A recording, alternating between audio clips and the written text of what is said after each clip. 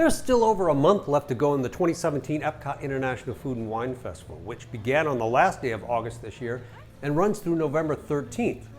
Not only is the festival longer than in years past, it's also bigger, spreading out farther into the future world west than ever before. I was lucky enough to be invited to experience some of the festival's food items in the cool comfort of the media event inside the World Showplace.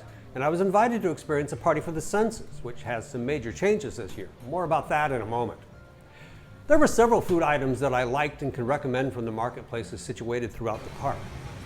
The crispy chicken with griddled cornbread and red-eye gravy from the Farm Fresh kiosk is an innovative take on the chicken and waffles craze. One of the new areas in Future World West is the Flavors from Fire stand that highlights spicy and peppery notes. The sweet pancake with spicy chipotle chicken sausage accompanied by onion jam and maple butter syrup was the winner.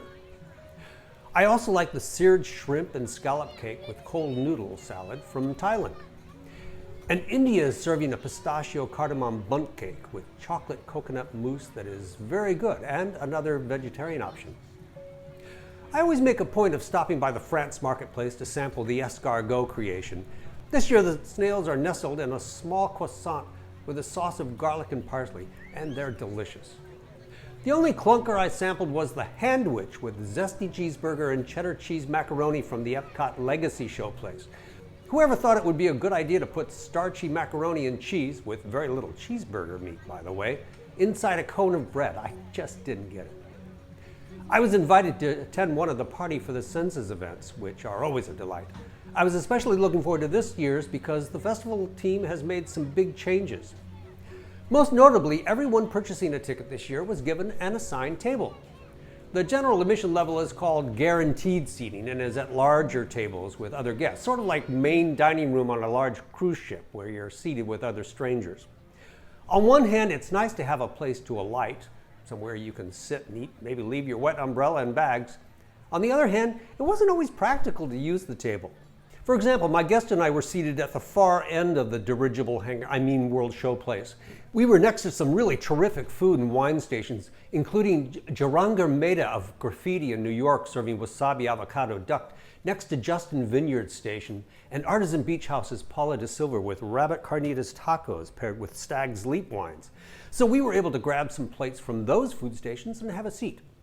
But of course, the other chefs and wineries were stationed throughout the space, and it didn't make practical sense to pick up, say, the barbecued smoked pork belly pao from the Boca station near the entrance and schlep it all the way back to the assigned table to eat it.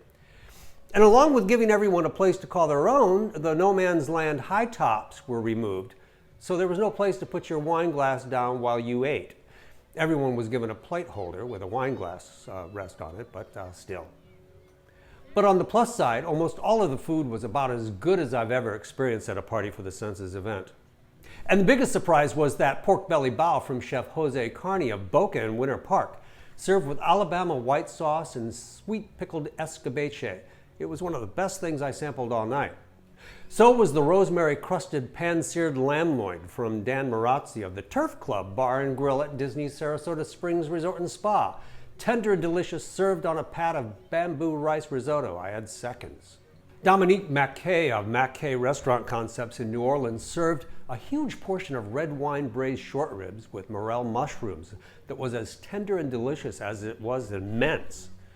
Wine highlights included the Artemis Cabernet from Stag Leap Wine and Skywalker Rosé from California Skywalker Vineyards. Actually, it was so red that it was more rose than rosé.